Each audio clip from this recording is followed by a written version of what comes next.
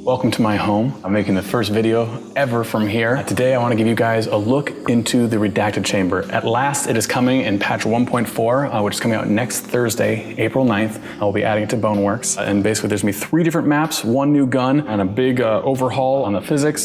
Sandbox, Tuscany's being added, as well as the redacted chamber. And then we also have a pistol course, which we'll be showing in a video later on. But today I want to highlight to you guys the most requested Boneworks area that we showed, and people, when it came out and it wasn't in the game, everyone's like, where is it? Where is it? Where is it? And it's like, well, we didn't really have a place for it to fit into the game, and so we decided to push it for this update so I could give it the special attention that it deserves, get it its place in the spotlight for you guys right now. So this map was first shown in the second node video. That node video came out on March 1st. At the time in the video, I said that it was a level that was a couple months out of date, which was true. We actually finished this in December 8th and called it the redacted chamber. And that's noteworthy because essentially December 8th, I went up to Valve's offices and met with their hardware team to basically show them the results of what we were thinking with the Knuckles controllers. Essentially, we got the EV2s on June 20th and spent the next 6 months. A lot of people asked, why did you guys go quiet after that first node video we put out? There was almost a full year where Boneworks just didn't surface at all. At that point, we're like, we have 2 choices. We can either take what we have and make a game out of it right now, or we can go basically for a whole nother R&D cycle and take another pass on everything. And that's exactly what we elected to do with the Knuckles controllers. If you look at the very beginning, when we first came up with the idea, was February 21st, 2017. And that was right after Valve sat us down and showed us their hardware plans and laid out, and they said, hey, we're making these controllers for the next generation of VR. And we're like, Alex and I we were stuck in an airport at the time. And we were like, what is the next generation of VR? We knew that Valve was working on a title, we knew they were working on Half-Life, but we hadn't seen it at all yet. And so we were just kind of going wild with ideas. We're like, if these are the controllers that are for Half-Life, what should we make with them? What should we, what could they possibly be? And we ran wild with ideas, right? And that concept was kind of like the creative energy that flowed through the entire project.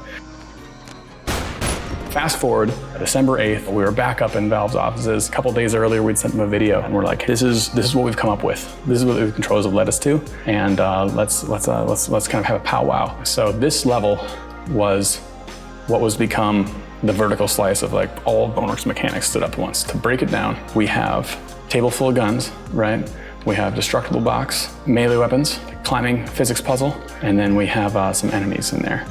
They're tucked way back here. So essentially, we're like, if we can get all this working while following sort of the Boneworks rules, then that is what we'll build the game out of. We dropped it off with them and left them with it. That's actually what led to it being added to the master list, infamously, in terms of all that misinterpretation that led to it. It was really just this demo room. One of the core concepts of Boneworks is that there aren't special cases for different types of items, like whether or not you're picking yourself up or swinging around a melee weapon or you're shooting a gun or whatever you're doing, your hands follow the same rules, and the forces that your hands apply are also fed back into your body. So if your hands push down, your body goes up. And we felt that the more we leaned into this, the more consistency our VR world got, and the more we were able to operate as a small team, where we were kind of guaranteed these magical interactions where as long as the physics were the connective tissue, this would work with that and that would work with that, just by default, because they all just used physical forces to operate. Whatever you do, they're just gonna work. So at long last, Thursday, April 9th, you're gonna be able to play this level along with 2 others. We have a Tuscany